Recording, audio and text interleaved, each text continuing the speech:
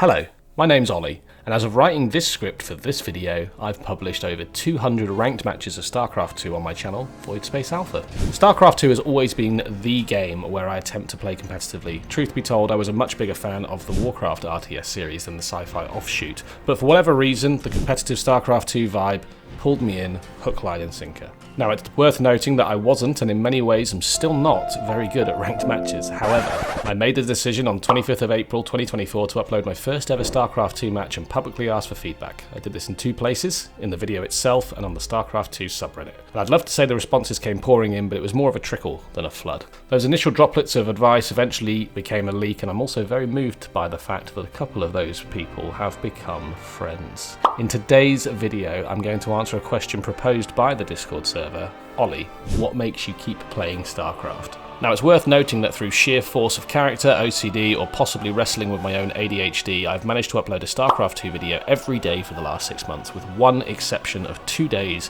where I was away from home on a business trip and didn't have time to record a video. Now, I don't think that's too bad for an aspiring YouTuber, and certainly not that bad for somebody whose main goal isn't to become a famous caster or esports professional, but to just enjoy the process of trial and error with crowd-funded reasoning on decision making and optimization. In simple terms, my only motivation was to improve against the benchmark of me, but yesterday.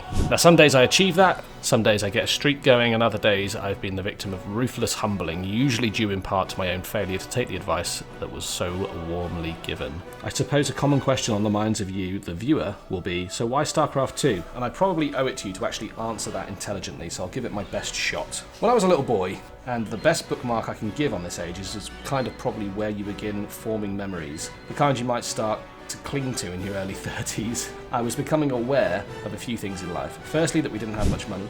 We were not desperately poor, but we certainly knew the feeling of desperation at times, and I'm very privileged now to live a life where I'm quite comfortable enough to be able to buy literally any sandwich from Marks and Spencer's without looking at the price. But I'm always aware that this wasn't the case for me growing up, and it certainly isn't normal. For me, those memories are sitting down on a Fisher-Price red chair next to my dad whilst he played Warcraft 2.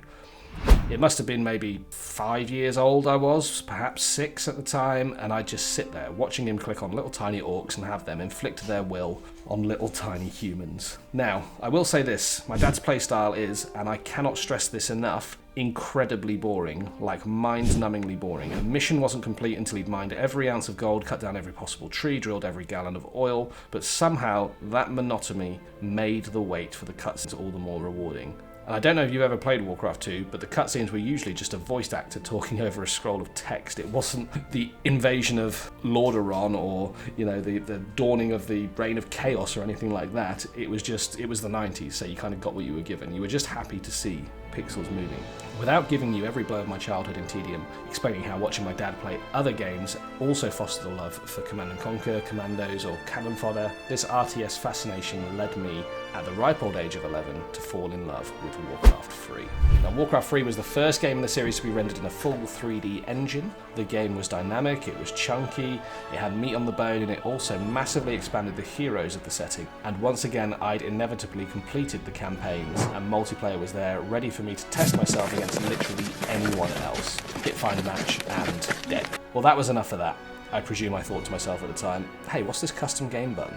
Warcraft 3 custom game theme at the early 2000s was mental. A Warcraft 3 custom game was essentially user-designed maps from the map editor. You can manipulate units, change stats, mold terrain, stuff like that. However, the Warcraft 3 map editor was an incredibly powerful tool that in the hands of certain people could be used to craft actual masterpieces, like Sauron forging the Rings of Power, the Smiths of Eregion, the community, created some maps that were games in their own right, so much so that they ended up becoming actual games in their own right. Have you ever played League of Legends, Dota, Spellsworn, the Red Solstice, pretty much any tower defense game? It all had its roots in Warcraft 3.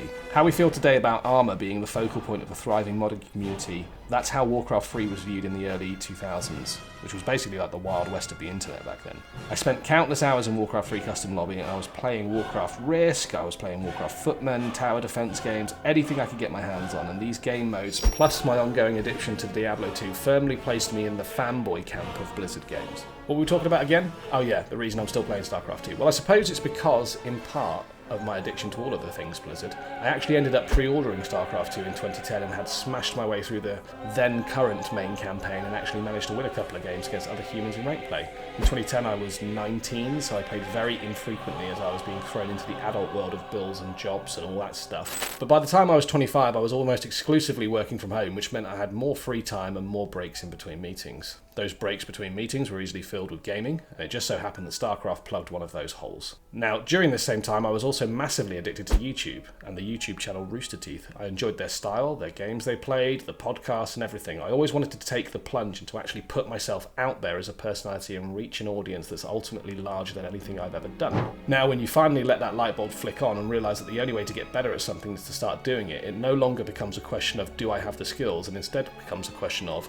will I make the choice? The choice I made was simple. Here is a game I'm playing anyway, and the best way to get better at something, in my case content creation, is to just do it a lot. Get used to talking whilst recording, practicing communicating, practice learning, I know it sounds crazy, practicing learning, and getting on that journey. 6 months or so on, the channel has accumulated almost 50,000 subscribers. In fact, it's probably worth saying that we're probably going to tip over 50,000 subscribers by the time this video comes out. There are regular names popping up in the comments section, always helping and giving advice, and yeah, I'm incredibly thankful for that and very humble, so thank you very much. So why do I keep playing StarCraft? Well, I hope it doesn't come as a surprise, but it's mainly because of you, the viewer. This channel represents the centre of the Venn diagram between me gaming and community building. Every video is a chance for me to practice getting better at skills I admire in great content creators, and every comment and interaction is validation that I'm working towards honing those skills. Will I play StarCraft forever? That's impossible to say. But for now, the enjoyment of the game and the interaction on the channel are driving me to improve. Not necessarily improving my ability in StarCraft, unfortunately, but working on my ability to actually be entertaining. Thank you so much for watching. If you're one of my subscribers who watch StarCraft 2 videos, thank you for the last 6 months. I hope it's been enjoyable for you, just as much as it's been enjoyable for me. And I also hope that we have another great 6 months ahead of us. Subscribe, like, do all that great stuff, and I'll see you in the next video.